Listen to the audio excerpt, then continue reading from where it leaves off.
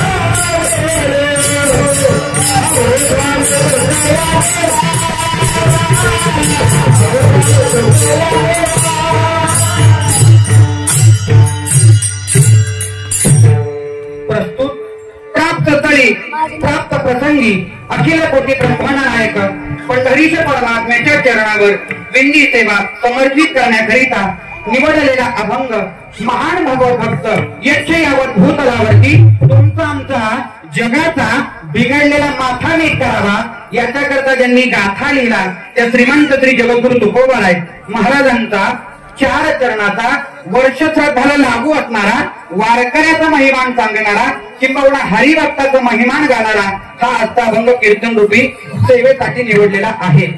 सेवेला प्रारंभ करण्यापूर्वी अल्पसा परिहार देणं माझ्या दृष्टीने गरजेचं आहे। तो म्हणजे असा पुण्य पवित्र मातृभूमी हिंगणगाव गाव आणि या हिंगणगावामध्ये कैलासवासी वैकुंठवासी सत्यलोकवासी गोलोकवासी श्री लक्ष्मण शंकर शिंदे भाऊंचा प्रथम पुण्यस्मरण आहे आणि 1.5 दिवसाचा चालू असलेला नाम सप्ताह। खर तर आपण माझं या हिंगणगाव मध्ये पहिलंच कीर्तन आहे आणि जेव्हापासून कीर्तन करतोय तेव्हापासून पहिलं कीर्तन आहे। का कोणाटोक महाराज कोपरे ते हिंगणगाव 10 ते 12 किलोमीटरचं अंतर आहे. हिंगणगाव मध्ये यायला मला 12 वर्ष लागले. हा, आणि हिंगणगावामध्ये सेवा आली की काही ना तरी कारण यायचं आणि ती सेवाच कॅन्सल व्हायची महाराज. तो पाठीमागे सुद्धा 5 फेब्रुवारीला मला कीर्तन सेवा आली होती, पण आपल्या दादांचं निधन झाल्यामुळं ती सेवा खंडित झाली. आमच्या त्या लघुशंकरांनी सुद्धा मला तारीख सांगितली होती, पण त्यांनी तारीख द्यायच्या अगोदर माझी तासगाव तालुक्यातली तारीख गेलेली होती, म्हणून तीही तारीख राहिली. मग या शिंदे परिवार आमचे अत्यंत जवळचे नातेवाईक असल्यामुळं नेहमी जाणं येणं आहे. आणि मग त्यांनी विनंती केली, महाराज आमच्या भावांचं आमच्या वडिलांचं पुण्यस्मरण आहे, काय करावं, कुठल्या महाराजांचं कीर्तन ठेवावं. आता मला सांगा कुठला महाराज म्हणाला, दुसऱ्या महाराजांचं कीर्तन ठेवा. चला विनोदाचा भाग सोडून द्या. मग त्यांना म्हटलं, बाबा आता वर्षत्राचं कीर्तन काय, म्हातारा तारखेला तर अकाला लाडू घातलंय लोकाला, प्रत्येक म्हाताऱ्याच्या वर्षत्राचं कीर्तन होतच नाही महाराज. भले आयुष्यभर त्या म्हाताऱ्याला पाणी नको का देणार, पण गेल्यानंतर सुद्धा महाराज वर्षत्राचं कीर्तन झालं पाहिजे. मग म्हटलं बाबा वर्षत्राला कीर्तन कुणाचं पण होतंय, त्यापेक्षा माळकरी कुळामध्ये जन्म झाला, आयुष्यभर परमार्थ केला, जातानाही उत्तरायणासारख्या पवित्र तीर्थामध्ये गेले, म्हणून त्यांच्याकरता 1.5 दिवसाचा नामयज्ञ सप्ताह करा. आणि शिंदे मंडळींना आमच्या शिंदे बंधू दादांचा जो संपूर्ण परिवार आहे, आदरणीय पोपटभाऊ शिंदे आहेत, कांताराम शिंदे आहेत, मनीषा ताई आहेत, आणि त्याच्यानंतर आमची आजी शांताबाई आजी, त्या आजी सुद्धा आहेत. खरं सांगू का महाराज, 2 भावांची नाव आहेत, एकाचं राम आणि लक्ष्मण. आयुष्यभर दोन्ही भाव राम आणि लक्ष्मणासारखा संसार केला, आणि जाताना सुद्धा रामाला आणि लक्ष्मणाला शोभावं असंच मरण दोन्ही भावांना आलंय. बघा रामायणामध्ये सुंदर असा प्रसंग आलाय. एक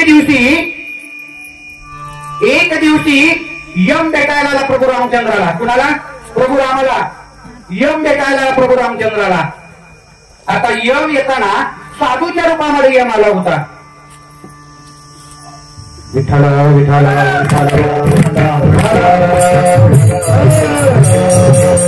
हो, सेवेला प्रारंभ करण्यापूर्वी या सेवेला साथ देण्याकरिता या सातारा जिल्ह्याचं वारकरी वैभव आदरणीय जयवंतांना त्यांच्या पंखाखालून, जसं कोंबडीच्या पंखाखालून हजारो किलो तयार व्हावी, तसं अन्नाच्या पंखाखालून माझ्यासारखी कितीतरी लहान लहान पिल्लं तयार झाले. ते वैभव मध्ये आदरणीय जयवंत महाराज बोलते. आपण ना माहिती, आपण आम्ही कोरेगावला कुसूरला कीर्तनाला असताना कदम माऊली स्वतः म्हणले, जयवंत महाराज गोयटे म्हणजे सातारा जिल्ह्याचा वाघ आहे माझा वारकऱ्यांचा. हे कदम माऊली म्हटले, छोटे कदम माऊली. आणि महाराजांनी अण्णांच्या दर्शनाचा योग आला, आणि लहानपणापासून मला त्यांनी कीर्तनाला उभं केलं. आदरणीय आप्पा महाराज आमचे खूप जवळचे नाही, आदरणीय आप्पा महाराज बरेच दिवस त्यांचंही दर्शन होतं, त्यांच्या दर्शनाचा योग आला. ही बाळ गोपाळ मंडळी, तुमच्या चालीवरून आणि तुमच्या कपड्यावरून तुम्ही सुरेश महाराज संस्थेतले विद्यार्थी आहात, हे मी इथं उभं राहून सांगतो. खूप गोड सुंदर साथ करतायत. आदरणीय बाबा सर्वांच्या चरणावरती नतमस्तक होतो हो, आणि आपण सर्व माता मावल्या सर्वांच्या चरणावरती नतमस्तक होतो आणि सेवेला सुरुवात करतो. विठ्ठल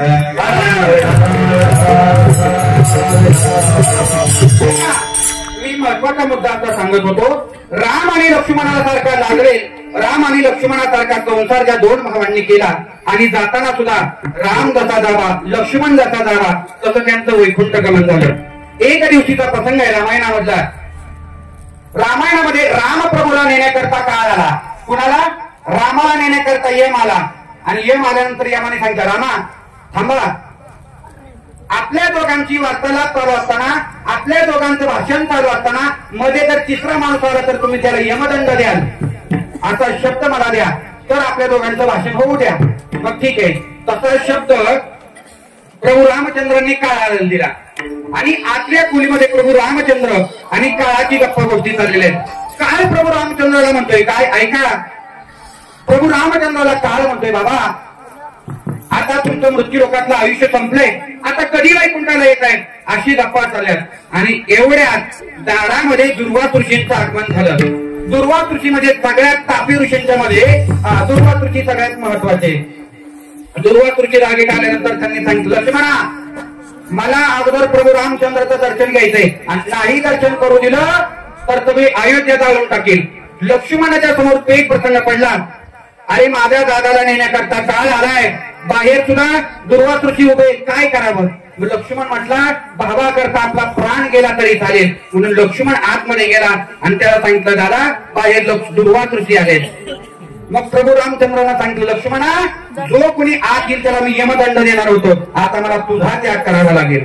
मग दुसऱ्या दिवशी भर राजसभेत प्रभू रामचंद्रांनी सांगितलं, वशिष्ठ महाराजांच्या समोर सांगितलं लक्ष्मणा माझ्या समोर उभा राहू नको, देह त्याग कर.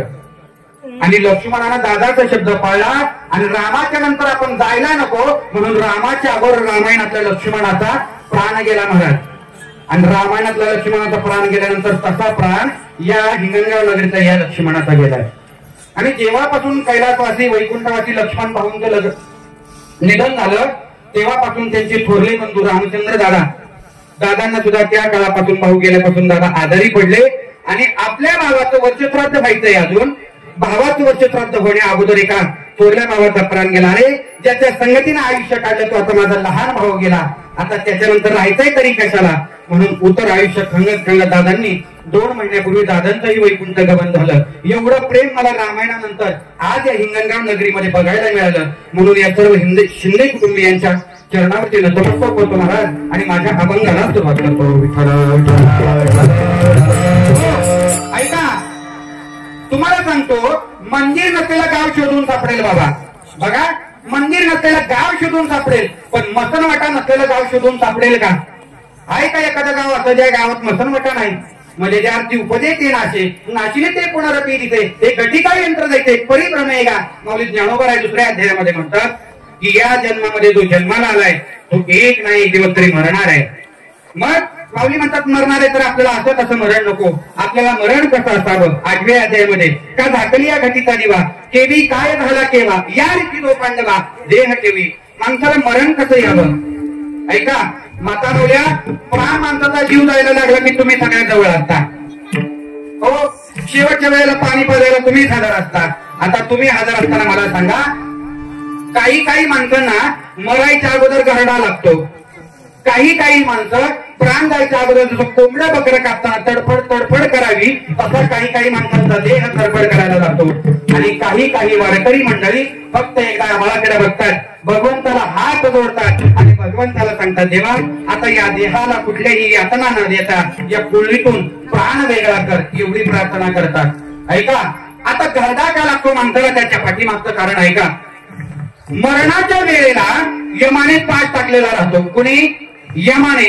आणि यमाने टाकलेला पाश बरोबर माणसाच्या कंठामध्ये अडकतो आणि माणसाच्या कंठामध्ये पाश अडकल्यानंतर माणसाच्या नरड्याची घाटी दाबली जाते यमाने. यम मारताना यम काय करतो पहिल्यांदा माणसाच्या कंठाची घाटी दाबतो आणि घाटी दाबल्यामुळे माणसाचा जीव अडकतो. बघा जीव अडकल्यानंतर म्हाताऱ्याला असं वाटतं मारता 4 शब्द पोरांच्या कानात सांगावं. आता म्हाताऱ्यांना काय सांगायचं असतं? खालच्या आळीच्या सकाळ नानात 2 एकर इकाय निघालंय तेवढं माझ्या डोळ्यात देखतात. हो अजून काय आपल्या पप्यातून तेवढ्या ताहिरीचं यंदाच्या वर्षात लगीन उरकलं असतं. याच्या पलीकडे वेगळ्या अपेक्षा नाही. हे बोलायला आणि यामध्ये पाय टाकायला एक प्राईम होतो आणि मग पुढीतून प्राण वेगळा होतो महाराज. आणि पुढीतून प्राण वेगळा झाल्यामुळे बोलता येत नाही म्हणून घडणार लागतो. आता कोंबड्या बकऱ्यासारखे हातपाय तरपडल्यासारखी माणसं हातपाय फोडतात. का फोडतात? त्याच्या पाठीमागचं कारण आहे का आयुष्यभर महाराज त्या कोंबड्या बकऱ्यांची तरफड बघत आला आणि त्या बकऱ्यांची तरफड बघितल्यामुळं शेवटच्या क्षणाला आपली सुद्धा अशी तरफड होत असते. हो मला सांगा तुमच्या हिरणगाव मध्ये माणसं गेल्यानंतर तोंडामध्ये तुळशीची पानं घालतात का कोंबड्याची पकाडे घालतात? बाबा भीती म्हणतात तुळशीची पानं. हा बरे म्हणजे तुमचं आमच्या सारखं आहे. आमच्या कोपरेडे गावामध्ये खंडाळा तालुक्यात माणसं गेल्यावणी जायचं मेल्यावणी जायचं. तुमच्याकडे कसं आहे? हा बोलत चला बोललं तर कीर्तन होणार ना तर इथं जय विठ्ठल करणार आहे. आपल्याकडे कसं आहे म्हणा की जीव गेल्या म्हणजे तुमचं आमचं सारखं आहे. नाहीतर आपलं असं होऊ नये कानडीने केलं मराठा व्यापाराने एकाचे उत्तर एकाने. काय झालं आमच्या गावात एखादं परवा लगीन झालं आणि तिथं आता आपल्याला माहिती लागण्याचा सीजन चालू आहे माणसाला पोरी मिळणार एकाने त्या कर्नाटकवरनं बायको आणली आणि ती मराठी, ती कन्नड आणि ही मराठी. ती काय म्हणते ह्याला कळना, हे काय म्हणते त्याला कळना. ती सकाळी सकाळीच आमच्या घरी बोलवायला. महाराज म्हणलं पहिलं माझ्या घरी चला. अहो ती बायको काय बोलायची मलाच काय कळना. ते येणार घे तुला काही कन्नड आहे असं ती बायको बोलायला लागली. म्हणजे तुम्हाला कन्नड येतं का? आता मी जरा तिकडच्या भागात बेळगाव आणि पाणी परिसरात जातो नाही मी, त्याच्यामुळे मला कोणाचं कन्नड कळतं. मग त्याला सांगितलं अरे बाबा तू काय म्हणतो तिला कळना, तू काय म्हणतो तुला तिला ऐकावं लागेल आणि ह्याला त्याचं ऐकावं लागेल. माऊलींनी सुद्धा सांगितलं कानडीने केला मराठा प्रथा, एकाची उत्तर एका नाही. चला विनोदाचा भाग सोडून द्या आणि आपल्या अभंगावरती या. जीव जायच्या वेळेला शास्त्राचं सांगतं माणसाला मरण कसं यावं. मरण माणसाला रात्री नकोय, मध्यरात्री नकोय आणि अपरात्री मरण नकोय. याच्या पुढे जाऊन सांगू का, कुणाच्या सुखामध्ये मरण यायला नको.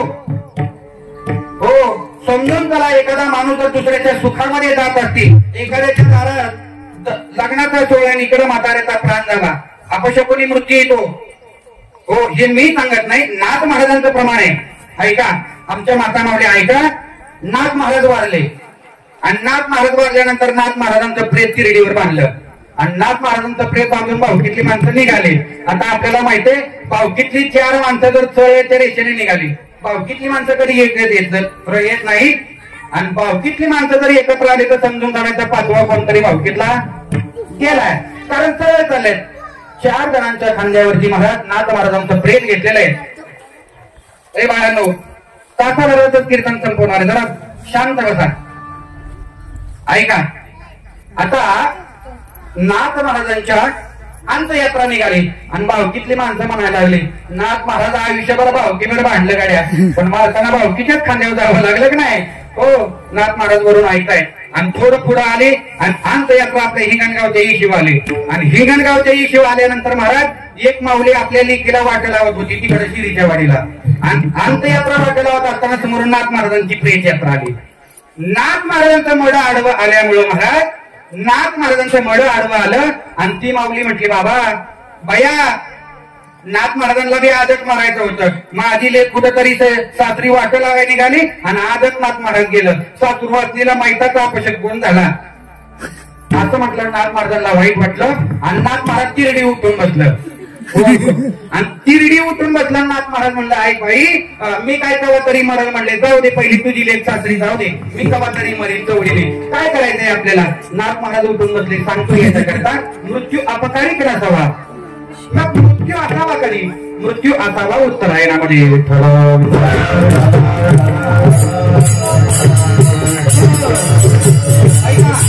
हो उत्तरायणामध्ये मृत्यू असावा. आता उत्तरायण कधी म्हणतात ऐका, 21 डिसेंबर ते 21 जून, 21 डिसेंबर ते 21 जून हा विज्ञानाच्या दृष्टिकोनातून उत्तरायणाचा काळ आहे.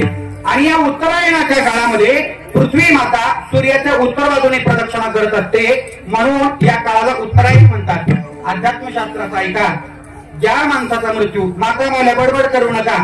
हो कारण नाथ महाराजांचं प्रमाण आहे कीर्तनी बडबड करील जो कोणी बेडूक होऊन येई जन्मा. हा जेवढं असं समजू नका बारकं पोरगं बोललं की होणार नाही, बारकं पोरगं बोललं तर बारकं बेडूक होणार आणि मोठं माणूस बोललं तर सोन्या बेडूक होणार आहे.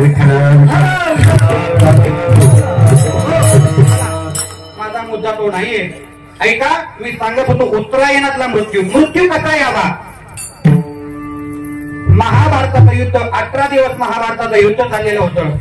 महाभारताच्या 5व्या दिवशी एक म्हातारं धरतीला पडलं आणि ते म्हातारं एवढं अधिकारी होतं, यमाच्या सूत्रीत खाण्याची ताकद त्या म्हाताऱ्याच्या मध्ये होती.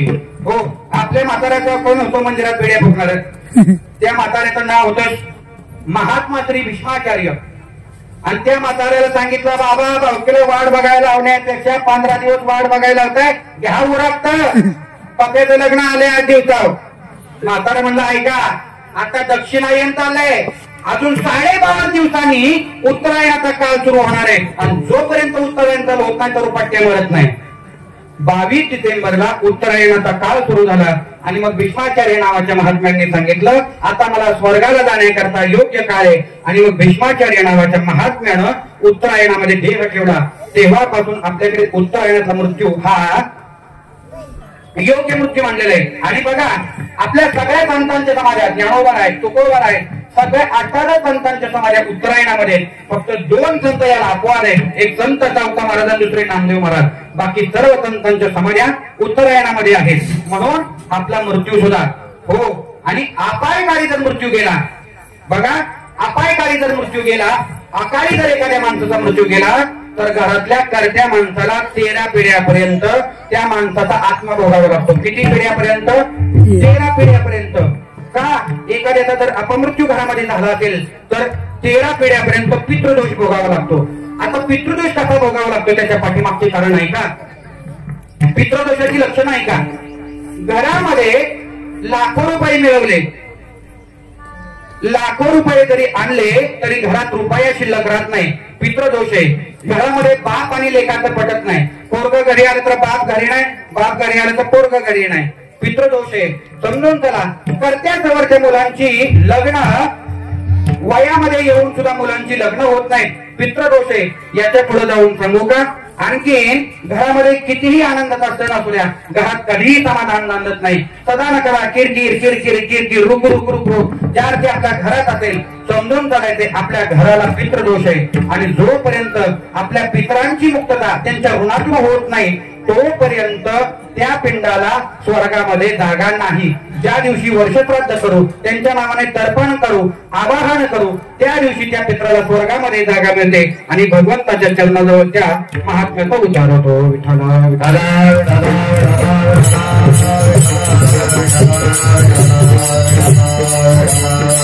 ऐका, थोडस तुम्हाला ऐकायला जड जाते माझ्या चेहऱ्यावरून, तुमच्या चेहऱ्यावरून मला समजतंय. कारण काय?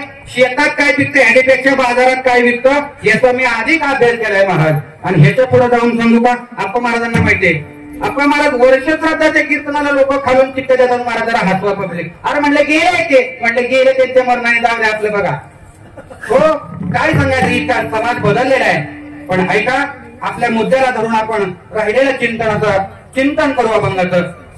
कावळा पक्षी सगळ्यांना माहिती आहे की नाही? हो कावळा सगळ्यांना माहिती. मला सांगा कावळ्याची आपण वाट कधी बघतो आतुरतेनं? हा वा शाबास, हुशार हिंगणगावची पोरं नाही का? कावळा शिवायला. बरोबर आहे. गेलेल्या माणसाच्या पिंडाला कावळा शिवण्यासाठी आपण कावळ्याची वाट बघतो. हा कधी विचार केलाय का? गिरवी कावळ्याचा आवाज जरी ऐकला हऱ्या हऱ्या कावळ्याला हकलून देतो, पण पिंडाला कावळा शिवण्यासाठी तास तास 2-2 तास महाराज कावळ्याला वाट बघायला होतात. 2-2 तास कावळ्यासाठी थांबतात. काय भाग्य आहे. पण कधीतरी विचार करायचा का बाबा पिंडाला कावळा शिवणं का गरजेचं आहे? त्याच्या पाठीमागे सुद्धा शास्त्र आहे. आणि शास्त्र असल्यामुळं कावळ्याला का कठोर वडाई करता आणि देहाला तिष्ठत बसावं लागतं. त्याच्या पाठीमागे काय शास्त्र आहे ते एकदा ऐका. बघा, प्रभू रामचंद्र आणि सीता माता चित्रकूट नावाच्या पर्वतावरती राहत होते. आणि चित्रकूट पर्वतामध्ये राहत असताना चित्ररथ नावाचा गंधर्व आहे. आणि चित्ररथ नावाच्या गंधर्वानं इथं मंडपामध्ये भरपूर जागा आहेत, तमाशाला आल्यासारखं कोणी तिकडं पाठीमागं स्टेजवर बसू नका. शास्त्राचा नियम आहे, वक्त्यापेक्षा उंच आसनावरती कुणीही बसू नये.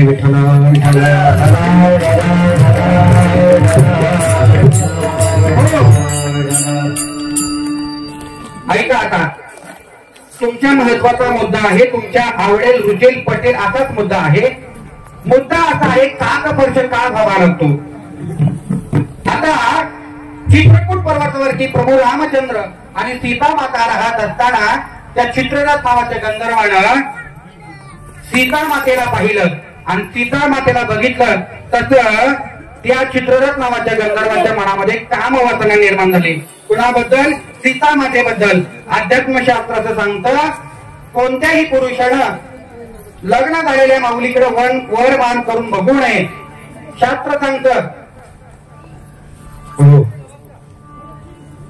जत्रेला आल्यासारखं बडबड न करता शांतपणे पाठीमागे येऊन बसा. कारण महाराज जरी आपल्या जवळचे असले तरी 2 तास कीर्तन करत असताना त्या सरस्वती मातेला आवाहन करावं लागतं. आई, तू माझ्या जिभेवरती बसून धर्मशास्त्राचं चिंतन माझ्या या वाणीतून तू करून घे.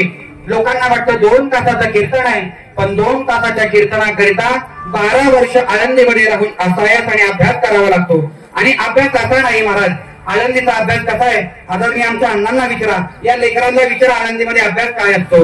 आळंदीतला अभ्यास करण्याकरिता मधुकरीचं अन्न खावं लागतं. मधुकरीचं अन्नामध्ये हातामध्ये मधुकरीची किटली आणि एका हातामध्ये झोळी घ्यायची आणि एक नाही दोन नाही 50 घर आळंदीच्या बाजूच्या गावातून मधुकरी मागवून आणायची.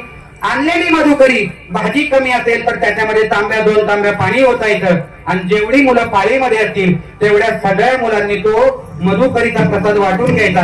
राहिलेला प्रसाद रात्री करता शिल्लक ठेवायचा. आणि तुम्हाला सांगू का, खेडेगावची मधुकरी असेल, आपल्या हिंगणगाव मध्ये शिंदे आडनावाची लोक जास्त आहेत. समजा जर शिंदे भावकीतला एखादा ग्रहस्थ गेला तर 13 दिवस त्या घराकडे त्या आळीकडे मधुकरीला जायचं नाही, सुतकात अन्न दान द्यायचं नाही आणि खाणाराने सुतकात अन्न खायचं नाही, हा शास्त्राचा नियम आहे. 13 दिवस आळंदीमध्ये जे मिळेल त्याच्यामध्ये दिवस काढायचा आणि असं चिंतन करायचं जेणेकरून भगवंताला आवडेल. हो, म्हणून कीर्तन शास्त्र एवढं सोपं नाहीये. ऐका, मी कावळ्याचा प्रसंग सांगत होतो. त्या कावळ्याला सीता मातेबद्दल कामवासना निर्माण झाली आणि कावळा सीता मातेच्या बाजूने आजूबाजूने गिरट्या घालायला लागला. आजूबाजूने गिरट्या घालत असताना प्रभू रामचंद्राने बघितलं. सीता मातेने सांगितलं, पालक तो कावळा बघा मला त्रास देतोय आणि मला त्रास देतोय म्हटल्याबरोबर प्रभू रामचंद्रांनी गवताची काडी उचलली आणि कावळ्याच्या दिशेने फेकून मारली. कावळा पुढं काडी माग, कावळा पुढं काडी माग, तिने त्रिभुवन फिरून कावळा आला. शेवटी प्रभू रामचंद्राच्या चरणावरती आला आणि देवा मला वाचवा. देव म्हटला, कावळ्या काळा कर्म केल्यामुळे तुझा रंग काळा होईल. आजपासून देवाने शाप दिला कावळ्याला. पहिला शाप कावळ्याला दिला, ऐका, आजपासून तुला तुझा आवाज ऐकल्यानंतर हाड्या हाड्या करून तुला सगळेजण हाकलून लावतील. पहिला शाप दिला कावळ्याला.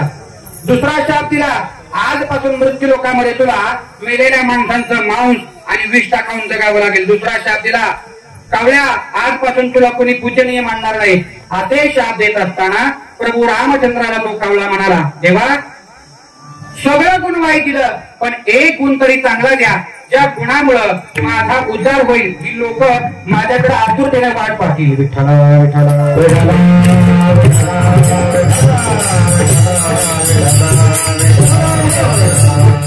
ऐका, आता कावळ्याला मग देवाने वरदान दिलं. याच्या पुढे जाऊन सांगतोय का, कितीही वाईट माणूस असू द्या, जगाच्या पाठीवरती कितीही वाईट माणूस असू द्या, त्याच्यामध्ये एक तरी चांगला गुण असतो. कितीही दारू पिणारा व्यसनी माणूस असू द्या, पण तुम्हाला सांगू का, दारू पिणारा माणूस सगळ्यात जास्त खरं बोलतो. एक. आणि दुसरा गोष्ट, दारू पिणारा माणूस सगळ्यात जास्त दान करतो. त्याच्या मनात आलं ना, सप्त्याची वर्गणी काय म्हणतात ना, हिकेच्या हे सगळंच घ्या. हो, म्हणजे कितीही वाईट माणूस असू द्या त्याच्यात एक तरी चांगला गुण असतो. आणि याच्या पुढे ऐका, कितीही चांगला माणूस असू द्या, किती चांगला माणूस असू द्या, एक तरी त्याच्यामध्ये अवगुण असतो चांगल्या माणसांच्या मध्ये. एक जण म्हटलं, महाराज आमचं बाबा रोज कीर्तनाला जातात, रोज भजनाला जातात, आमच्या बाबांसारखा मालकरी अख्ख्या वस्ती कोण नाही. त्यांची म्हातारी घरातच होती. मालकाचं वर्णन केलेलं म्हातारीला काही सहन झालं नाही. म्हातारी म्हणली, महाराज काय घेता ऐकू नका, रोज भजनाला जातात पण येताना दोन्ही चप्पल घेऊन नवीन चप्पल घेऊन येतात. हो, चला विनोदाचा भाग सोडून द्या आणि आपल्या अभंगाकडे या. ऐका, मग कावळ्याला शाप दिला, कावळ्या आजपासून मृत्यू लोकांमध्ये जेवढी जेवढी माणसं मारतील तेवढी माणसं मेल्यानंतर त्या माणसाच्या पिंडासाठी सगळी माणसं आतुरतेने तुझी वाट बघतील. तू जोपर्यंत पिंडाला स्पर्श करणार नाही तोपर्यंत त्या पिंडाला माझ्या चरणाजवळ जागा मिळणार नाही, उद्धाराचा मार्ग मोकळा होणार नाही. म्हणून पिंडाला कावळा स्पर्श होणं गरजेचं आहे. विठ्ठला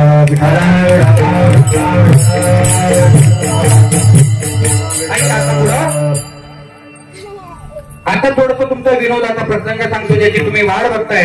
कारण वक्त्याला श्रोत्यांचे चेहरे वाचता येत असतात आणि वक्ता तो वक्ता नव्हे, केवळ श्रोते विना, श्रोत्यांशिवाय वक्त्याला किंमत नाहीये. म्हणून सांगतोय का, आळंदी जवळ कोयाळी नावाचं गाव आहे आणि त्या कोयाळी गावाचं मधुकरीचं गाव होतं आणि तिथं एका बाबांचं निधन झालं. त्यांच्या दिघे अण्णा म्हणून होते आणि त्या दिघे अण्णांच्या दशक्रिया विधीचं प्रवचन माझ्याकडे आलं.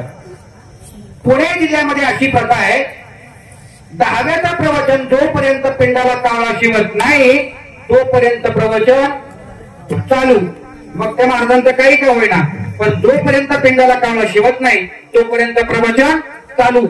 आता एक प्रवचन आमच्या गुरुवर्य महाराजांच्याकडे आलं आणि महाराजांच्याकडे एक प्रवचन आल्यानंतर काहीतरी काम निघालं म्हणून महाराजांनी सांगितलं, ऐका म्हटले, माझ्या संस्थेतला एक विद्यार्थी आहे, तो विद्यार्थी त्या ठिकाणी येईल आणि प्रवचन करून जाईल. मग महाराज माझं पहिलं प्रवचन होतं. मग मी काही केलं, ज्ञानेश्वरीच्या एका पानावरती सगळं प्रवचन लिहून काढलं एका कागदावरती. आणि प्रवचन लिहून काढल्यानंतर आणि ते प्रवचन ज्ञानेश्वरीच्या पानामध्ये ठेवलं आणि महाराज वाचून सांगायला सुरुवात केली. प्रवचन पण 10 मिनिटं झाले, 15 मिनिटं झाले, अर्ध्या तासाने माझं सगळं भांडवल संपलं. आता भांडवल संपल्यानंतर पुढे काय सांगायचं, तत मम आणि चांगलं काय शिवानं प्रवचन काय वाढाना. आणि एवढ्यात आमच्या आप्पा महाराजांसारख्या सद्गृहस्थांच्या लक्षात आलं, महाराजांचं भांडवल संपले, महाराजांना काहीतरी आयडिया केली पाहिजे म्हणून त्यांनी सांगितलं. म्हणले ऐका, त्यांनी काय केलं म्हटले, महाराज प्रवचन तुमचं राहू द्या. आणि त्या माणसाच्या मुलाला बोलवून घेतलं. कुणाच्या, ज्याचा मुलगा गेला होता, ज्या वडिलांचं वर्ष श्राद्ध होतं, त्या वडिलांच्या त्या पोराला बोलवून घेतलं. म्हटलं ये इकडे पप्या, ऐक म्हणले, आता त्या पिंडाजवळ जा आणि पिंडाजवळ जाऊन 10 रुपयाची नोट ठेव आणि पाया पड माग सर, बाकीचं मी काय असेल ते बघतो. तसं त्या पोराने केलं. महाराज ते पोरग पुढे गेलं, त्याचं दर्शन घेतलं, 10 रुपयाची नोट ठेवली आणि पोरग बाजूला झालं.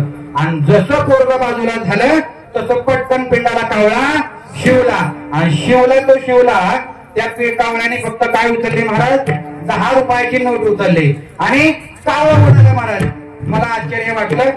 प्रवचन झाल्यानंतर त्या सद्गृहस्थांना मी विचारलं, म्हटलं महाराज काय झालं, कसं काय पिंडाला कावळा शिवला. ते म्हटले, महाराज ऐका, आता लक्ष देऊन ऐका, जो माणूस गेला का नाही तो होता तलाठी. आता आपल्या सगळ्यांना माहितीये, तलाट्याच्या ऑफिस मध्ये जर माणूस गेला, तलाट्याचा माणूस जर गेला, आपण शेतकरी वर्ग आहे, 7-12 असू द्या, 8 असू द्या, खातं उतार असू द्या, 100 रुपयाची नोट घेतल्याशिवाय तलाठी काम करत नाही. महाराज हा तलाठी होता आणि 100 रुपयाची नोट घेतल्याशिवाय कोणतं काम करत नव्हता. पण मी त्याचा जवळचा मित्र म्हणून 50 रुपयात काम केलं आणि हे त्याचा जवळचा मित्र म्हणून हे त्याचा पोरगा म्हणून 10 रुपयात ऐकलं आणि ऐकलेल्या कावळ्याने फक्त 10 रुपयाची नोट उचलली.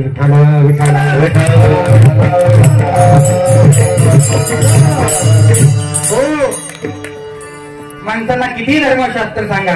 आणि तेव्हापासून आपल्याकडे काकस्पर्श होण्याची प्रथा आहे आणि जोपर्यंत पिंडाला कावळा शिवत नाही तोपर्यंत त्या आत्म्याला भगवंताच्या चरणाजवळ जागा मिळण्याचा मार्ग मोकळा होत नाही. पण शास्त्र असं सांगतं, बाबा ज्या कुळामध्ये माळकरी जन्माला येईल, ज्या कुळामध्ये वारकरी जन्माला येईल, त्या कुळाचा उद्धार होणं निश्चित गरजेचं आहे. हे मी सांगत नाही, तुकाराम महाराजांनी अभंगाच्या प्रथम धन्य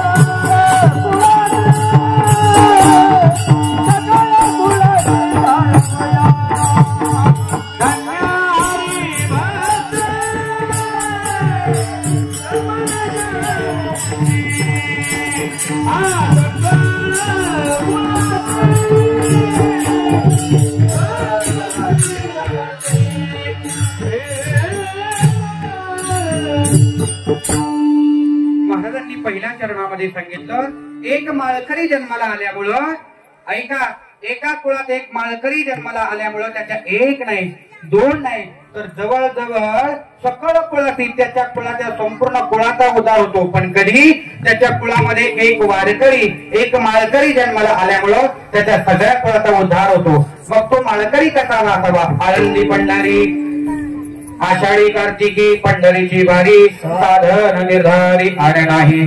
ऐका, अहो माणसाच्या कुळामध्ये वारकरी आल्यामुळं माणसाचा उद्धार झाला यात समज नाही.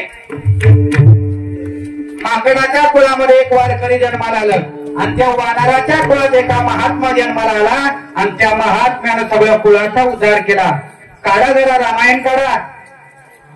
रामायण काढत असताना बघा, प्रभू रामचंद्राचं आणि रावणाचं युद्ध चालू होतं. काही केल्या केल्या वानर सेना आटपेना. आता माणसं कधी काही प्रश्न विचारतात ते सांगत नाही. महाराज एकाने प्रश्न विचारला, महाराज पांडुरंगाच्या दोन्ही बाजूला दोन मासं का असतात? ज्यार्थी पांडुरंगाच्या दोन्ही बाजूला दोन मासं असतात त्यार्थी पांडुरंगाला मासं नाही आवडत होतं का? म्हटलं नाही बाबा, पांडुरंगाला मासे आवडत नव्हतं. तर पांडुरंगाच्या दोन्ही बाजूला मासे का असतात? तर अवताराच्या राशी तो हा उभा विटेवरी आणि अवताराच्या राशी विटेवरती उभा असल्यामुळं तेव्हापासून भगवंताचा पहिला अवतार माशाचा असल्यामुळं माशाचे का नाही. ऐका, मग तसा मला एकाने प्रश्न विचारला, महाराज देवानं राम अवतारामध्ये राम रावणाबरोबर लढत असताना माकडं का वापरली? माणसं नव्हती का त्या काळात? देवानं राम अवतारामध्ये माकडं का नेले आपण महाराज? का माणसं नव्हती? तुमच्या आमच्यासारखे वारकरी नव्हती लढायला? माकडं नेले त्याच्या पाठीमागचं कारण ऐका. रावणाची सोन्याची लंका बघून लढणाऱ्याची आरती रावणाच्या बाजूनी झाली असती महाराज. हो, सोन्याची लंका बघून प्रभू रामचंद्राने नेलेलं पब्लिक रावणाच्या बाजूने लढायला लागलं असतं म्हणून देवाला वाटलं देवाला सोन्याचं मोल कळत नाची वाढणाऱ्या बरोबर नेली. हो, म्हणून देवाने वानर बरोबर नेली आणि त्या वानर कुळामध्ये एक महात्मा जन्माला आला. त्या महात्म्याचं नाव आहे गंधमादन. ऐका, घोर चिंतन एक माझ्या गंधमादनाचं. दुसरा दिवस गेल्यानंतर वानर सेना आटपेना काय करावं म्हणून रावणानं त्या कुंभकर्ण नावाच्या भावाला जागा केला आणि कुंभकर्णाला जागा करून त्याला सांगितलं, जा प्रभू रामचंद्राच्या सेनेवरती तुटून पड. कुंभकर्ण लढायला उतरला आणि कुंभकर्ण लढायला उतरल्यानंतर कुंभकर्ण महाराज लढायला उतरल्यानंतर ऐका, कुंभकर्ण लढायला लागला आणि लढत असताना एक वानर यायचं, पटकन उडी मारायची, कुंभकर्णाची मिशे ओढायची. एक वानर यायचं, पटकन कुंभकर्णाचं धोतर ओढायचं. असा कुंभकर्णाला त्रास दिला महाराज. पण त्या कुंभकर्णाला त्या माकडाचा त्रास आवडायला लागला. का त्या माकडाचा त्रास आवडायला लागला? तर त्या त्रास माकडाचं नाव होतं गंधमादन आणि त्या माकडाच्या अंगाचा एवढा सुगंध येत होता. तो सुगंध त्या कुंभकर्णाला सुद्धा आवडला आणि कुंभकर्णानं त्या गंधमादन नावाच्या माकडाला हातात घेतलं. हे माकडा, किती पैसे दिल्यावर तू रावणाच्या बाजूने येशील रे? एवढं सुंदर देह तुझा, एवढं छान तुझं रूप आहे, तुझ्या अंगातून सुगंध बाहेर येतोय. किती सुगंध येतोय त्या गंधमादनाचा, काय सांगावं गंधमादनाचा. आणि त्या गंधमादनाला सांगितलं, आई गंधमादना, रावणाच्या बाजूने आला तर 3.5 कोटी घरात होती, तुला 1 कोटी घर सोन्याची देतो. किती? 1 कोटी घर सोन्याची देतो. पण त्या माकडाने सांगितलं, सांगू का? पुढे जाऊन सांगतो तुम्हाला. ते माकड म्हटलं, लघवीला बसलो तरी सुद्धा रावणाचं नाव घेणार नाही. रामाच्या नावाचं घेऊन पाला खाईल, पण लघवीला बसलो तरी रावणाचं नाव घेणार नाही. हे गंधमादन नावाचं माकड बोलतंय. आणि गंधमादन नावाचं माकड बोलल्यानंतर महाराज गंधमादनाने काय केलं? कुंभकर्णाने गंधमादनाला हातात उचललं आणि कर कर कर कर तांबाच्या हातामध्ये फोडावं तसं गंधमादनाचा देह फोडला, त्याचा चुरा केला आणि समुद्राच्या किनाऱ्यावरती फेकून दिला गंधमादनाचा. मरकट कुठला? योनी जन्मला मरकट. कपी पुढे उतरले, मुक्त केले राक्षसा.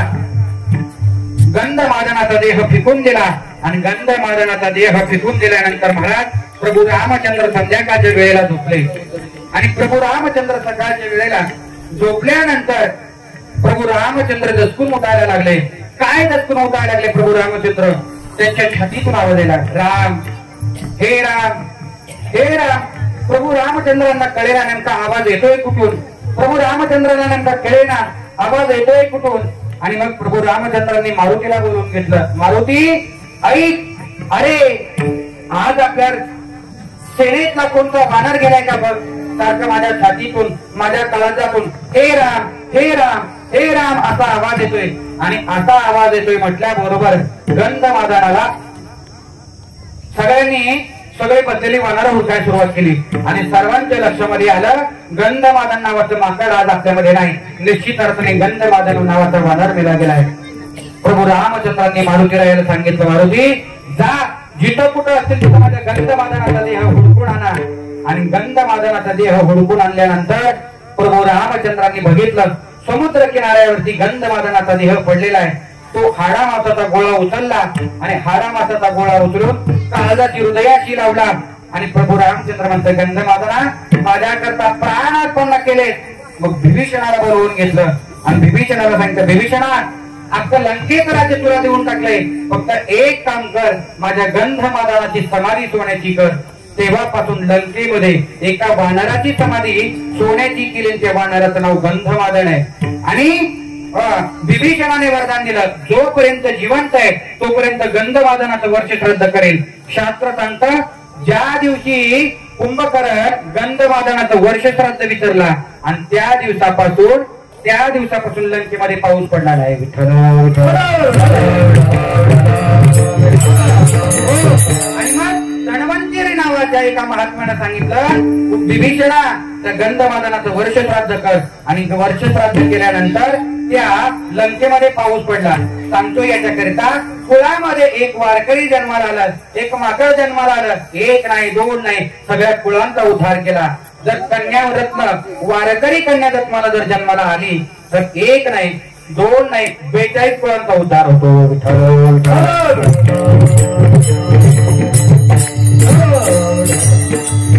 प्रसंग एखाद्याला थोडस कॅशिट बदलून टाकतो. कारण काय झाले, आता एखाद्या गाढवाला पत्रवाळीवरची पुरी बासुंदी श्रीखंड पुरी वाढलं, गाढव पत्रवाळी उलट करताना पहिलं पत्रवाळी खायला सुरुवात करतं. समाजाची अवस्था सुद्धा त्याच्यापेक्षा वेगळी काही नाही महाराज. हो, परवा त्याला आमच्या गावात एका म्हाताऱ्याचं 13व्याचं कीर्तन मी केलं. म्हातारा गावातलं होतं, इनामदाराचं होतं, देशमुखाचं म्हातारा होतं. नाव काय सांगत नाही, कोणाचा पाहुणा असतो कोणाला राग नाही. हो आणि म्हातारा गेलं, जीव गेलं तर निमित्तानं झालं. आणि त्याच्या 13व्याचं कीर्तन माझ्याकडे आलं. आणि त्याच्या 13व्याचं कीर्तन माझ्याकडे आल्यानंतर महाराज मी सांगायचो, काय सकाराम तात्याचं वैभव, सकाराम तात्यासारखा दानशूर माणूस अख्ख्या कोपरल्याच नाही. असं म्हटलं बसलेली माणसं हसायला लागायची. का? कारण त्यांना माहिती होतं म्हाताऱ्याने केव्हा दान धर्म केला नाही. मधुकरी वाला जर मागायला आला तर मधुकरी हो पुढच्या घरी हो. आणि कुणाला केव्हा सप्त्याला वर्गणी नाही, कधी देवाला दान धर्म नाही, कधी काय नाही. एवढं खडूस म्हातार महाराज जीव जायच्या निमित्तानं झालं. हो, आणि त्या म्हाताऱ्याच्या 13व्याचं कीर्तन माझ्याकडे आलं. म्हटले कोणाला कीर्तन द्यायचं आहे आपल्या गावातले महाराज जाऊ द्या. आणि वर्ष श्राद्ध करणाऱ्या महाराजाचा नियम आहे, मला मार कसंही मरू द्या, पण महाराजांना त्याला चांगलंच म्हणावं लागतं. हो, भले दारू पिऊन लिव्हर फुटून मेलेला असू द्या, पण त्याला चांगला महात्मा हिंगणगावमधला गेला म्हणावं लागतं. का? कारण कीर्तन झाल्यावर नारळ देणारी तीच माणसं असतात. हो नाही का? आता मी त्या म्हाताऱ्याचं वर्णन सांगायला लागलो आणि त्या म्हाताऱ्याच्या पोराला लई कौतुक पटलं. आणि त्याने सांगितलं, महाराज आमच्या बापाचा दावा हिदातीचा करायचा नाही, आमच्या तात्याचा दावा काशीला करायचा. आता काशीला दावा करायचा म्हणल्यावर धाकटे पोरगा म्हणलं, दादा तुला माहित नाही, अख्ख्या कोपरड्याला माहितीये ना, अख्ख्या तालुक्याला माहितीये, आपल्या म्हातारे एक तर दोन म्हातारा आपल्या अख्ख्या तालुक्यात कुठं नव्हतं. म्हणलं का महाराजांनी किती वर्णन सांगितलंय, अख्खा कीर्तन बापावर सांगितलंय आपल्या. आणि एवढं सांगून सुद्धा असं करतोय. नाही तो दावा काशीला करायचा. मग काय करायचं महाराज, म्हाताऱ्याच्या हस्तका डब्यामध्ये भरल्या आणि ही काशीला निघालं दावा करायसाठी. आणि काशीला निघाल्याबरोबर रस्त्यामध्ये प्रयाग नावाचं एक शहर लागतं. आणि त्या प्रयाग नावाच्या शहरामध्ये त्याच्या एका जोडीदाराचा फोन आला. म्हटलं, अरे दोस्ता कुठं चाललाय?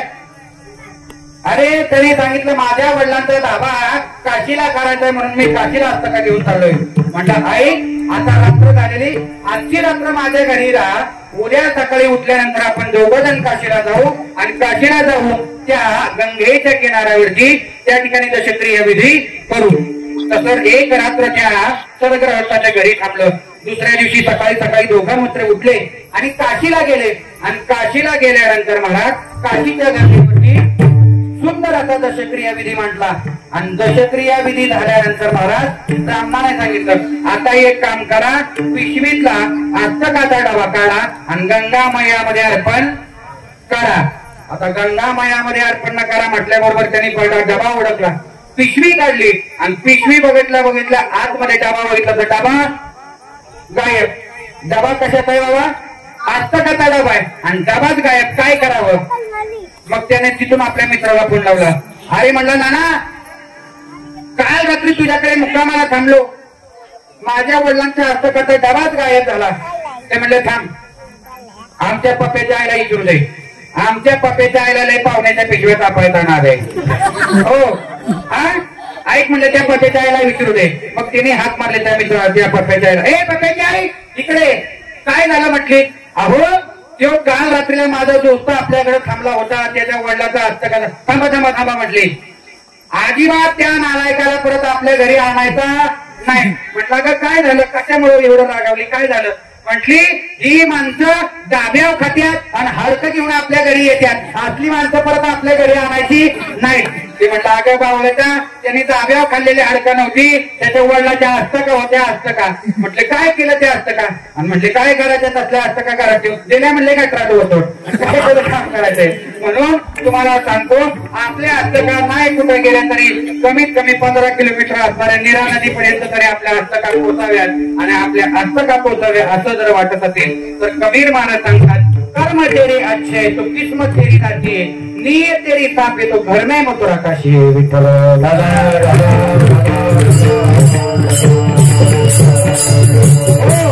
आणि म्हणून गेलेल्या माणसाची इच्छा पूर्ण करणं हे शास्त्राने पूर्ण कर्तव्य सांगितलंय. आपल्या भागवत नावाच्या ग्रंथामध्ये एक राजा होऊन गेला आणि त्या राजाला एका महात्म्यानं सांगितलं काय, तुझं मरण 7 ताहून होणार आहे. आणि किती दिवसात मरणार आहे? 7 दिवसात 7 ताहून मरणार आहे. तू किती दिवसात? 7 दिवसात सर्पदंशाने तुझं मरण होणार आहे. ऐका, आता आपल्याला कोणी जर मरण सांगितलं, त्या राजाला मरण सांगितलं म्हणून त्या राजाने काय केलं, संपूर्ण काचेचा महाल बांधला. ऐका, काचेचा महाल बांधला आणि काचेच्या महालात राजा बसला. कशासाठी? मरणापासून वाचण्यासाठी. पण शास्त्र असं सांगतं का झाकली माशी पंख पाकडे तव हे की करे. ज्ञानोबा तेरवादी म्हटले, माशीने पंख पाकडायला जेव्हा अवकाश आहे, माशीने एक पंख पाकडायला जेवढा अवकाश आहे ना, तेवढ्या अवकाशामध्ये एका माणसाचा प्राण यादी हातून उघडा बाहेर पडतो. मग माशीने पंख किती वेळा ठरवत असेल विचार करा. अर्ध्या सेकंदामध्ये एका माणसाचा प्राण उडीच्या बाहेर जातो. हो, मग 7व्या दिवशी त्या राजाला वाटलं आता कशाचं मला काय मरण येत आहे. 7व्या दिवशी बोर खाण्याकरता उतरलं, एवढंच बोर. आणि बोर खाण्याकरता जाताना त्या दूध तोडलं, तेवढ्या त्याच्यातून अळी बाहेर आली. अळीचं रूपांतर सापामध्ये झालं आणि त्या राजाचा चटकन सर्पदंश झाला. राजाचं वैकुंठ गमन झालं. सांगतो याच्याकरिता मरणापासून किती धावाधाव करण्याचा प्रयत्न केला. आज रानात गेले नसते तर वाचले असते, अमक्या दवाखान्यात गेले असते तर वाचले असते, तमक्या दवाखान्यामध्ये गेले असते तर वाचले असते. शास्त्र सांगतं बाबा, जन्म आणि मृत्यू ह्या दोन्ही घटना कुणाला चुकल्या नाहीत. ज्या दिवशी आपला प्राण जायचा, ज्या दिवशी आपला जीव जायचा आहे, त्या दिवशी या ना प्रयत्न कितीही वाचवण्याचा प्रयत्न करा. त्या दिवशी आपल्याला इहलोकातून वैकुंठाला जावं लागणार आहे.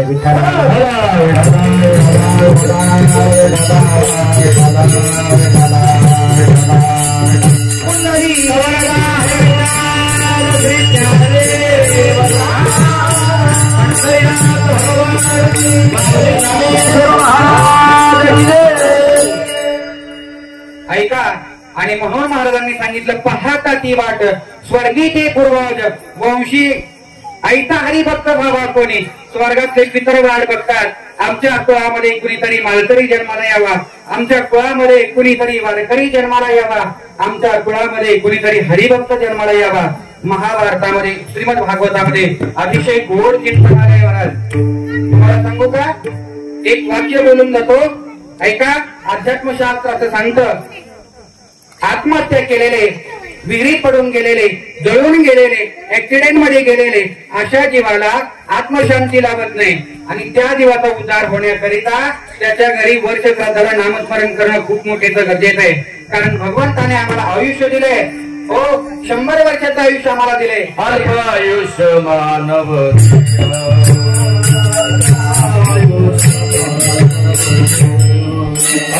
शब्द गणिले ते आदराय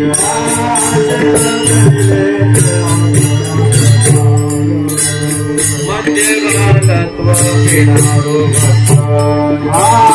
मध्ये भारतत्व पाय भजना शिवरले ते पायेगा काय भजना शिवरले ते पायेगा काय भजना शिवरले ते पायेगा काय भजना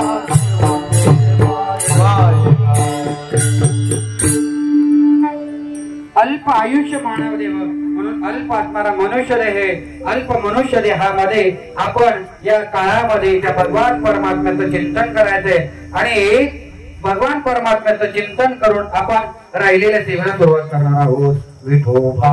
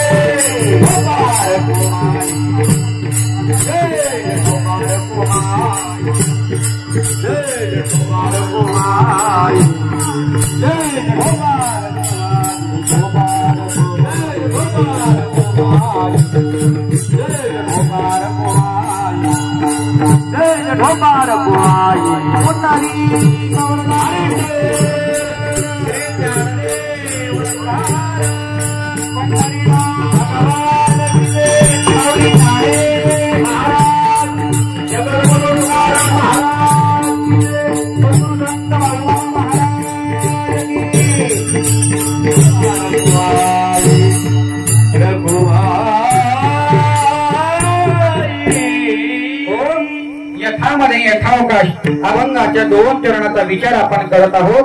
पहाटा ती वाट स्वर्गीचे पूर्वज वंशी ऐसा हरिभक्त भावा कोणी. स्वर्गाचे पितर वाट बघतात बाबा माझ्या कुळामध्ये कुणीतरी वारकरी जन्माला यावा, ताळकरी जन्माला यावा. एवढंच नाही महाराज, जगद्गुरु तुकाराम महाराजांची 8 पिढ्यापासूनची भक्ती होती. पण 8 पिढ्यापासूनची जरी भक्ती असली तरी पोटाला हरिभक्त येण्याकरिता तुकाराम महाराजांची माता गेली अनेक वर्ष प्रयत्न करत होती. ऐका, एक गोड असा प्रसंग आहे तुकाराम महाराजांच्या जन्माचा. प्रसंग असा आहे, जगद्गुरु तुकाराम महाराजांचे वडील श्री बोरोबाराय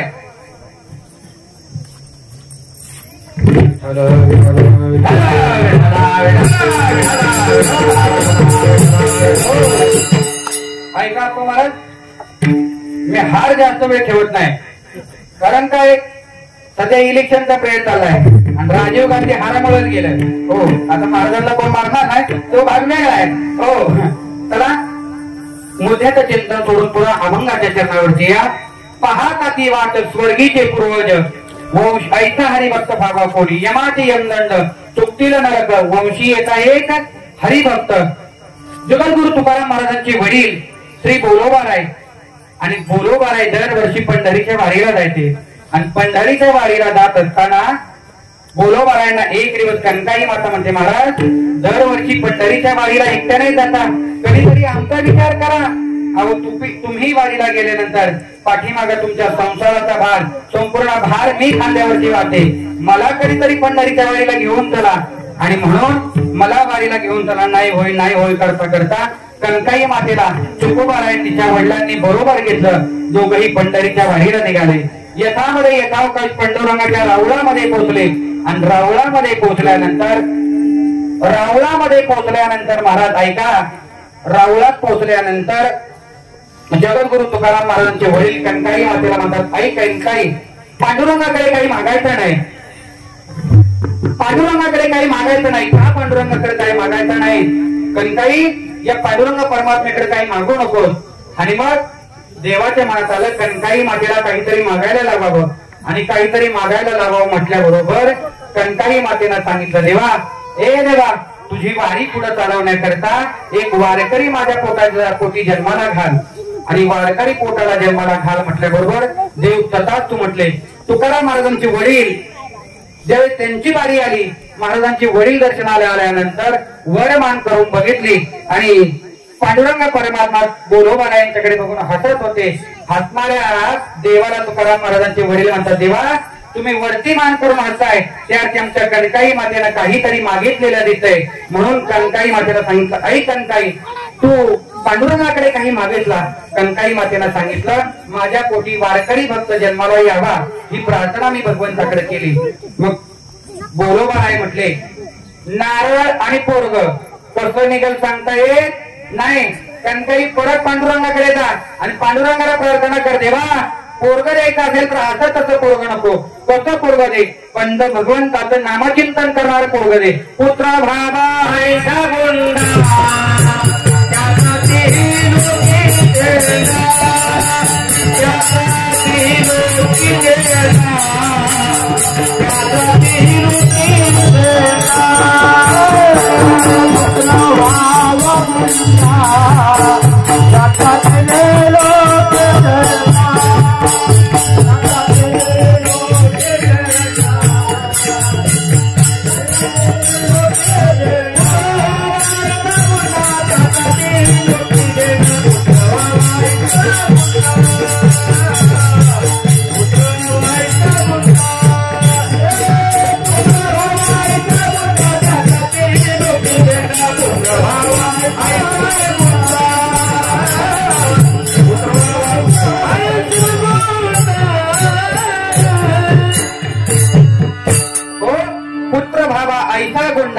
ज्याचा तिन्ही लोकी झेंडा. आता ऐका, ज्या चिंतनाकरिता तुम्ही मला बोलवलंय, बघा ज्या चिंतनाकरिता तुम्ही मला बोलवलंय त्या चिंतनाचा प्रयत्न सांगण्याचा प्रयत्न करतोय. एका बापाचं मरण जवळ आलं आणि त्या बापाच्या पोरांना असं वाटलं आमच्या वडिलांचा देह वाचावा, म्हणून महाराष्ट्रातल्या डॉक्टरांवरती विश्वास नाही, म्हणून चेन्नईच्या डॉक्टरांच्याकडे ऍडमिट केलं. आणि चेन्नईला ऍडमिट केल्यानंतर त्या बापाला 3 पोरं आहेत. 2 पोरं राजकारणामध्ये चांगल्या पदावरती आहेत, एक पोरग सिनेमामध्ये चांगलं काम करतोय. बापाचं ऑपरेशन करत असताना एका 22 डॉक्टरांची टीम त्या बापाचं ऑपरेशन करण्याकरता होती. एक डॉक्टर आतमध्ये गेला, त्याला 2 किलोची सुटकेस. दुसरा डॉक्टर आतमध्ये गेला, त्याला 2 किलोची सुटकेस. आणि शेवटी डॉक्टर आला, त्याला 3 किलोची सुटकेस दिली. आता त्या डॉक्टरने विचार केला, आजपर्यंत एवढी ऑपरेशन केली पण 3 किलो वजनाची सुटकेस कोणी दिली नव्हती. म्हणून त्या पोराला विचारला, म्हटले बाळा सांग, म्हटलं या सुटकेस मध्ये काय आहे? आणि या सुटकेस मध्ये काय म्हटल्याबरोबर त्याने सांगितलं, ऐका डॉक्टर साहेब, आजपर्यंत जे 22 डॉक्टर आतमध्ये गेले ना, त्या प्रत्येक डॉक्टरला एक एक एक एक एक एक पेटी दिली. त्या प्रत्येक पेटीमध्ये 2-2 किलो सोनं दिलंय.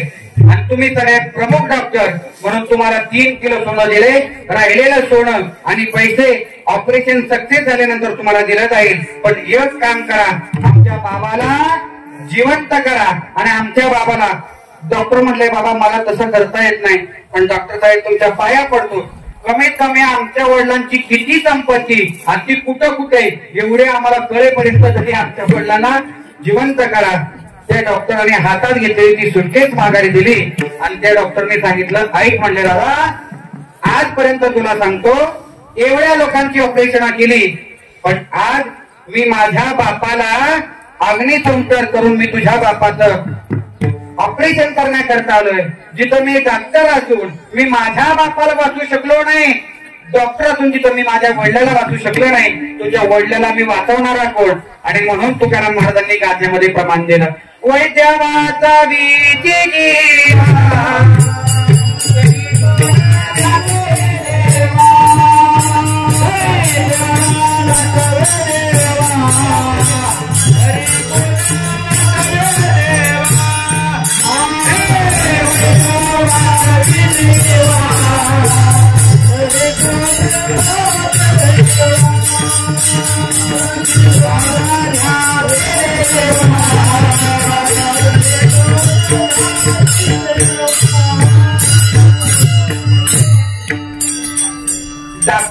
माणसं वाचवता येत असती वैद्य वाचवी ती जीवा. जुन्या काळामध्ये डॉक्टरला वैद्य हा शब्द होता आणि वैद्य शब्द डॉक्टरला असताना सांगतात बाबा वैद्यमध्ये डॉक्टरला माणसं वाचवता येत असती तर प्रभू डॉक्टरला जर माणसं वाचवता येत असती तो कोरोना काळामध्ये जेवढी माणसं गेली तेवढी सगळी माणसं पाव खाऊन हातपाव झालेले नव्हती महाराज. आमच्या लोणंदमध्ये शहा नावाचं एक कुटुंब आहे. अख्ख्या पेठीला त्यांची इतकं श्रीमंत कुणी नव्हतं पण अख्खं घरदार गेलं. ज्यांच्याकडे पैसा ठेवायला जागा नाही अशी सगळी माणसं कोरोना काळामध्ये गेली. हो आणि असंच एका म्हाताऱ्याचं मरण जवळ आलं. त्या म्हाताऱ्याचं नाव आहे मुनिश्री कश्यप आणि त्या कश्यपाचार्यांना 2 मुलं आहेत. एकाचं नाव गरुड आहे आणि एकाचं नाव अरुण आहे. गरुड आणि अरुण नावाचा मुलगा त्या कश्यप नावाच्या मुनीला आहे आणि त्या पोराने सांगितलं बापाने गरुडा मरायच्या अगोदर मला असं वाटतंय मी सगळ्या देवांची एकत्रित दर्शनं घ्यावी. कुणाची? सगळ्या देवांची एकत्रित दर्शनं घ्यावी. आणि मग कश्यपा मुलींची इच्छा म्हणून गरुडाने आपल्या वडिलांना पाठीवर बसवलं आणि एका ठिकाणी अधिवेशन चाललं होतं देवांचं. हिवाळी पावसाळी अधिवेशन असतं ना तसं देवांचं अधिवेशन चाललं होतं आणि देवांच्या अधिवेशनाला गरुड कश्यप महाराजांना घेऊन गेले. आता ऐका देवांच्या अधिवेशनाकरता पहिल्या देवाला उंदीरावर बसून आला त्या म्हाताऱ्याने त्याचं दर्शन घेतलं गणपती बाप्पा. दुसरा देवाला मोरावरती बसून आला कार्तिकेय त्याचं दर्शन घेतलं. तिसरा देवाला नंदीवरती बसून आला त्याचं नाव भगवान शंकर आहे. आणि सगळ्यात शेवटी एक देवाला त्याला बोलेरो नाही इर्टिगा नाही त्या देवाचं वाहन सगळ्या वाहनात डेंजर वाहन हाल्या बसायला रेडा वाहन आहे त्या देवाचं आणि रेड्यावर बसून तो देवाला आणि ते म्हाताऱ्याकडे बघून किंचित गालामध्ये हसला. हसल्यानंतर त्या पोराला वाटलं त्या म्हाताऱ्याने ओळखलं जे अर्थी काय आपल्याकडे बघून हसला ते अर्थी आपलं मरण जवळ आलं. आणि म्हणून त्या म्हाताऱ्याने कश्यप नावाच्या महात्म्यानं त्या पोराला बोलवून घेतलं. कोणाला? गरुडाला. आणि गरुड एक माझ्याकडे बघून बसला. ज्या अर्थी यम माझ्याकडे बघून हसला ना त्या अर्थी माझं मरण जवळ आलं. काहीतरी उपाय कर म्हटल्या बरोबर गरुडानं त्या पिला आपल्या बापाला पाठीवरती बसवलं आणि दूर आमच्या गावच्या डोंगराच्या कपारीमध्ये त्याच्या वडिलाला ठेवून आला. आणि त्याच्या वडिलाला ठेवून आल्यानंतर महाराज माघारी आला आणि यमाला विचारलं यमा सांग माझ्या वडिलांच्याकडे बघून का हसलात. त्यावेळेस त्यांनी सांगितलं अरे तुझ्या बापाचं मरण अर्ध्या तासामध्ये तिकडे कोपर्डे गावाच्या असणाऱ्या दूर डोंगरामध्ये तुझ्या बापाचं मरण होतं. विचार करत होतो 5 मिनिटात हे म्हातारा मरणार आहे त्या डोंगरात मरणार आहे. ते म्हातारा कीर्तनात बसून करताय काय. आणि म्हणून त्या कश्यपाचार्यांचं निधन त्या डोंगरामध्ये झालं. मग गरुडाने विचार केला बापाला मरणाच्या दारात कोण ठेवून आलो आपणच ठेवून आलो. आणि म्हणून गरुड त्या ठिकाणी गेला. बघितलं बाप मरून पडलेला होता. बापाचं प्रेत पांढऱ्या पडक्यामध्ये गुंडाळलं गरुडानं आणि प्रेत घरी आणलं. घरी आणल्यानंतर भिंतीला टिकून बसवलं आणि भिंतीला टिकून बसवल्यानंतर गरुड आपल्या भावाला म्हणतो दादा अरुण या अरुणाची सगळ्यात मोठी जबाबदारी सूर्यदेवाचा रथ हाकायचं काम तो गरुड अरुण नावाचा मुलगा करतोय. आणि दोघं देवाकडे गेले आणि देवाकडे गेल्यानंतर देवाला प्रार्थना केली ए देवा पांडुरंगा दोघे जण भाऊ तुझी भक्ती करतोय तुझं नामचिंतन करतो पण आजपर्यंत तुझ्याकडे कधीही 1 रुपयाची अपेक्षा केली नाही. मग त्याचं फल म्हणून आमच्या बाबाला जिवंत कर आमच्या बाबाला जिवंत कर.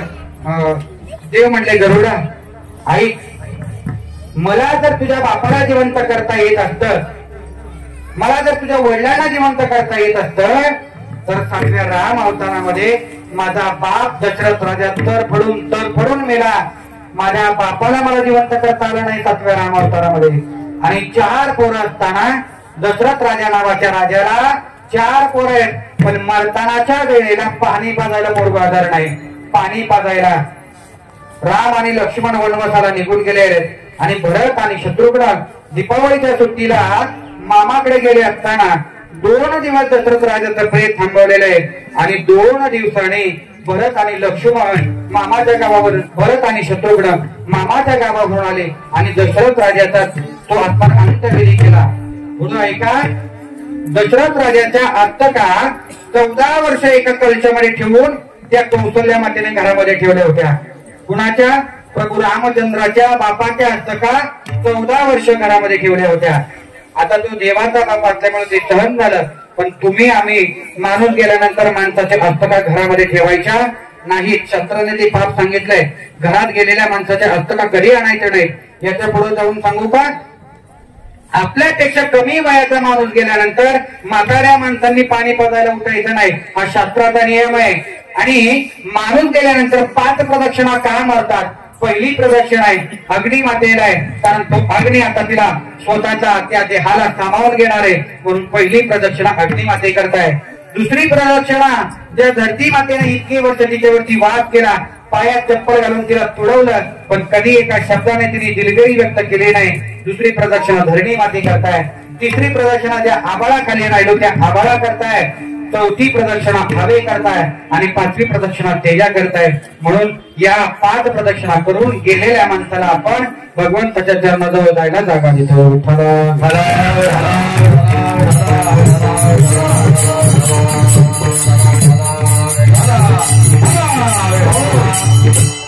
आणि म्हणून धन्य हरिभक्त जन्मले ज्या वंशी सकल कुळाती तारावया, पाहता ती वाट स्वर्गीचे पूर्वज. वंशी हरिभक्त भावा कोणी स्वर्गातले पितर वाट बघत बसतात. अरे आमच्या कुळामध्ये कुणीतरी महात्मा जन्माला यावा, कुणीतरी मुलगा जन्माला यावा. कसा मुलगा जन्माला यावा, तर पित्रांचा उद्धार करणारा यावा. मग पित्रांचा उद्धार केल्यामुळे घडतं काय, तर तुका म्हणे पित्र आशीर्वाद देती कल्याण पित्र आशीर्वाद देते. तुका म्हणे पित्र आशीर्वाद देते.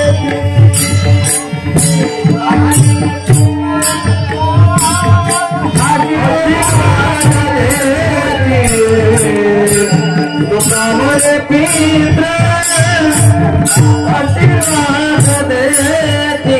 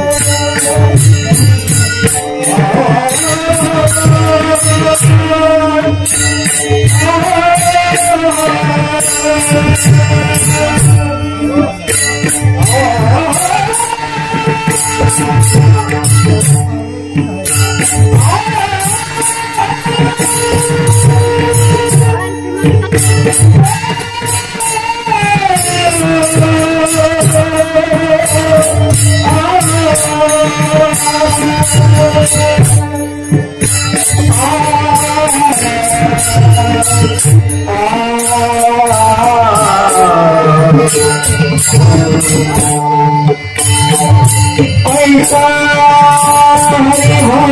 हरि हरी भक्त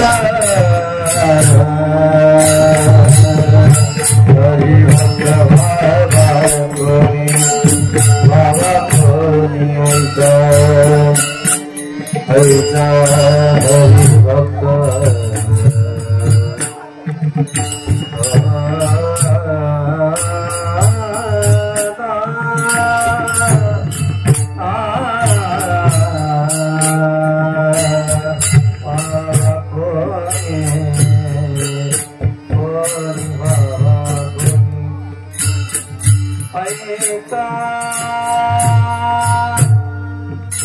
हरि भक्त बाबा कोणी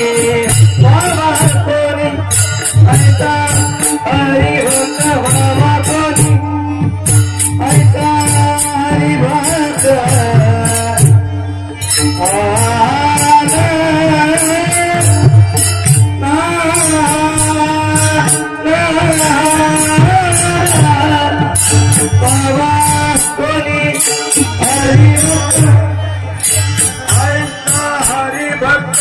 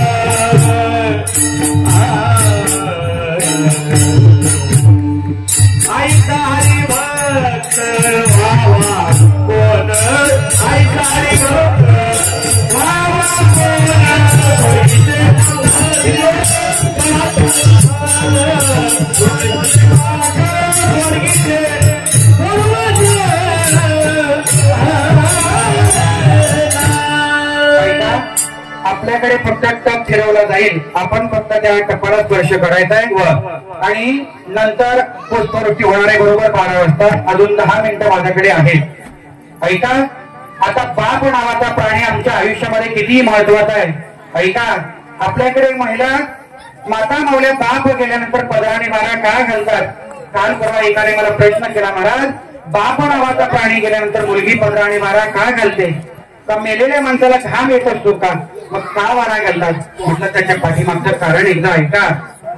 एक दिवशीचा प्रसंग आहे. सकाळी सकाळी पहाटेच्या वेळेला सकाळी 6 वाजता जगद्गुरु तुकाराम महाराजांच्या दारामध्ये बैलगाडी हजर झाली.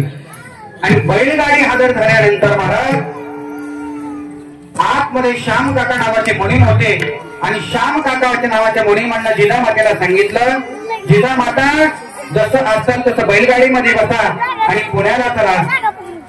आता सकाळी सकाळी मला सांगा, जर आपल्या घरातला फोन कमीत कमी 6 वाजायच्या अगोदर जर वाजला तर समजून चला की आपल्या जवळचा कोणीतरी नातेवाईक गेलेला आहे. सकाळी 6 वाजता जगद्गुरु तुकाराम महाराजांच्या दारात बैलगाडी आली. बैलांच्या अंगावरती धुली नाहीत, गळ्यामध्ये घुंगरमाळा नाहीत. त्या श्याम काका नावाच्या मुनीमांनी सांगितलं, महाराज कुठे गेलेत? म्हटले काकड्याकरता मंदिरात गेलेत, बोलवा त्यांनाही. त्या बैलगाडीमध्ये बसून कणकाई माता आणि तुकाराम महाराज देहूच्या दिशेने पुण्याच्या दिशेने निघाले. ऐका, आणि पुण्याच्या दिशेने निघाले असताना पुणे जवळ यायला लागलं. जुन्या काळामध्ये माता मावल्यांना माहेरी न्यायला बैलगाडी यायची. पण संक्रांतीचा सण असेल, नागपंचमीचा सण असेल तर त्या बैलांच्या अंगावरती घुंगरमाळा असायच्या, धुली असायच्या, वाशिंग असायची. पण आज जी बैलगाडी दारामध्ये आलेली होती ती बैलगाडी अतिशय उदास अंतःकरणानं महाराजांच्या दारामध्ये आलेली होती. कणकाई माता बैलगाडीमध्ये बसल्या आणि दर मजल करत करत करत बैलगाडी पुण्याच्या दिशेने आली. पुण्यात बैलगाडी आल्यानंतर कणकाई मातेनं बघितलं, समोर आपल्या बापाचं प्रेत टिकून ठेवलेलं आहे, माणसं आजूबाजूला बसलेले. आणि जसं बापाचं प्रेत बघितलं कणकाई मातेनं, कणकाई माता धावत आल्या आणि त्या असणाऱ्या आपाजी गुळवे नावाच्या त्या ग्रहस्थांच्या गळ्यामध्ये पडून रडायला लागली. कणकाई माता म्हटली, आबा तुम्ही निघून गेलात, मला शेवटच्या क्षणाला मला न सांगता, मला न भेटताच निघून गेला. काल माझ्या एका मित्राचा फोन आला आणि फोन आल्यानंतर रडायला लागला. अरे म्हटलं झालं काय? अरे म्हटलं महाराज मला 3री सुद्धा मुलगी झाली. अरे म्हटलं बावळटा, मुलगी झाली हा आनंदाचा सण आहे.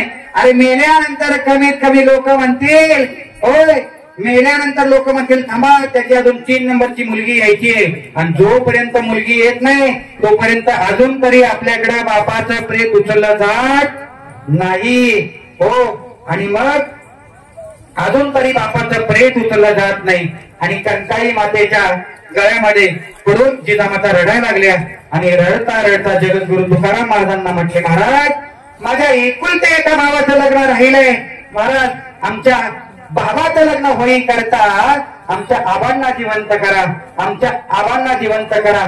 तुकाराम महाराज आवलीला सांगतात, आवले देवाला जर बापाला जिवंत करता येत असता आवले तर मला सांग आवले, 7व्या राम अवतारामध्ये प्रभू रामचंद्राचा बाप गेला. देवाचा बाप गेल्यानंतर जिथं प्रभू रामचंद्र स्वतःच्या बापाला जिवंत करू शकला नाही तिथं तुझ्या आणि माझ्या बापाला जिवंत करणारा देव कोण आहे? आता पदराणी वारा का घालतात ऐका, जोपर्यंत बाप नावाचा प्राणी आमच्या दारामध्ये आहे, आमच्या घरात आहे, तोपर्यंत मुलगी माहेरपणाला येत असते. जोपर्यंत बाप नावाचा प्राणी आयुष्यातून निघून गेला की त्या लेकीचं माहेरपण कायमच संपलं जातं. आणि जोपर्यंत मुलगी माहेरामध्ये नांदत असते ना आपल्या बापाच्या जीवावर, आणि बाप गेल्यानंतर मला सांगा त्या मुलीच्या आयुष्यामध्ये प्रेमाचा वारा राहत नाही. आणि त्या प्रेमाचा वारा संपतो. आणि त्या प्रेमाचं प्रतीक म्हणून मुलगी बाप गेल्यानंतर पदराने वारा घालून त्या बापाला सांगत असते, आबा नाना तात्या तुम्ही माझ्या आयुष्यातून निघून गेलात, आता पुन्हा येणं आणि जाणं नाही. त्याचं प्रतीक आहे मुलगी प्रेमानं पदराने वारा घालत असते मशानापर्यंत. ऐका, देशाला स्वातंत्र्य मिळून 72 वर्ष झाली, पण अजून सुद्धा 2 प्राणी पारतंत्र्यात आहेत. एक प्राणी म्हणजे आमच्या गोठ्यातली माय आणि घरातली गोठ्यातली गाय आणि आमच्या घरातली आई. ज्या खुंटीला बांधलंय त्या खुंटीचं चारा खाणं गाईचं काम आहे. आणि ज्या घरात दिलंय त्या घरात बांधणं लेकीचं काम आहे. आणि तुम्हाला सांगू का, खानदानी बापाची लय सासरी कितीही त्रास असू द्या, सासरी कितीही जरी त्रास असला तरी ती मुलगी आपल्या बापाची आबरू समाजामध्ये सुरक्षित राहावी. आपला बाप 4 चौघात फिरत असताना आपल्या बापाची मान खाली जवळ आहे याच्याकरता ती मुलगी सासरी नांदत असते. आणि सासरी जोपर्यंत नांदत असते जोपर्यंत बापाच्या प्रेमाची छाया त्या लेकीवरती आहे तोपर्यंत ती मुलगी नांदत असते. आणि ज्या दिवशी बाप जातो ना त्या प्रेमाचा वारा, त्या प्रेमाचं प्रतीक म्हणून मशानभूमीपासून घरापासून मशानभूमीपर्यंत ती लेक पदराने वारा घालत असते आणि पदराने वारा घालून आपल्या बापांना वाट लावत असते. गेल्या वर्षी याच तिथीला वैकुंठवासी कैलासवासी लक्ष्मण शंकर शिंदे भाऊंचं निधन झालं. आदरणीय भाऊंच्या चरणावरती साष्टांग प्रणिपात करून सर्व वारकरी मंडळीच्या चरणावरती नतमस्तक होतो. आदरणीय भाऊ जिथं कुठं असतील तिथं त्यांना भगवंताच्या चरणाजवळ जागा मिळो आणि या ठिकाणी सेवेला पूर्ण मिळवा. ज्ञानेश्वर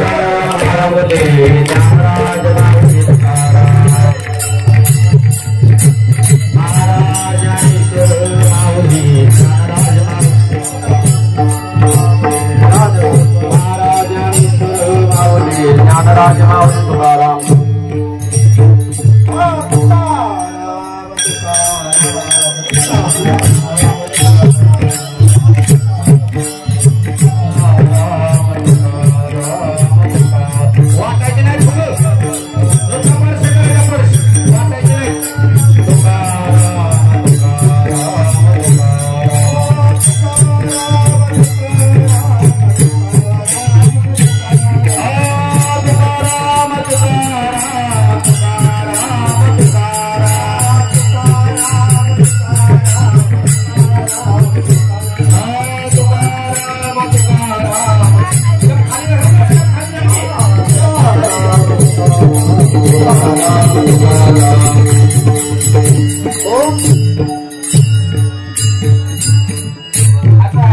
जगद्गुरु तुकाराम महाराजांचा निर्याणपुरा प्रकरणातला अभंग होईल.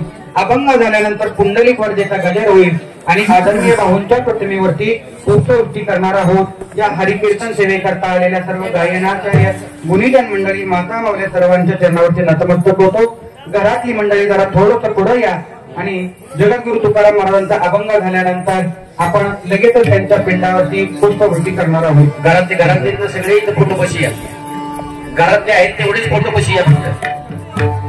वाल्मिक नाना कृपा तो द्यावी कृपा आम्ही तुम्ही कृपा तो द्यावी आम्ही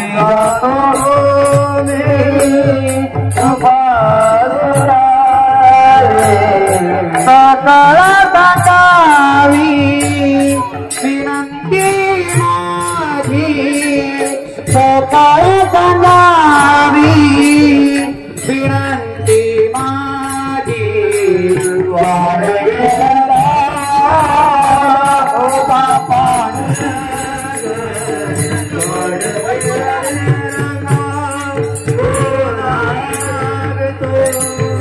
वैकुंठ त्रिरंगा बोलावितो वैकुंठ त्रिरंगा बोलावितो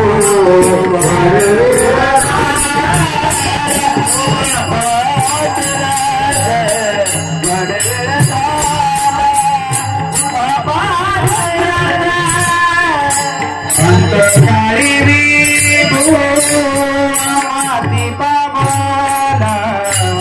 अंतकाळी विभू आमाती पावला अंतकाळी आमाती पावला अंतकाळी आमाती पावला कुडी पैक भाला मुक्त तुका कुडी पैक भाला मुक्त तुका वडवेला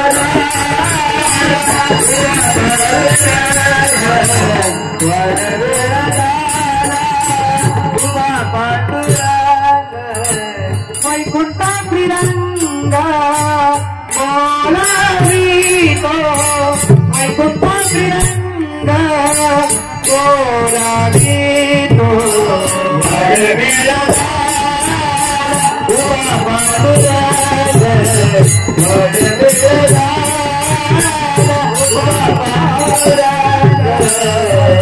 पुंडलिक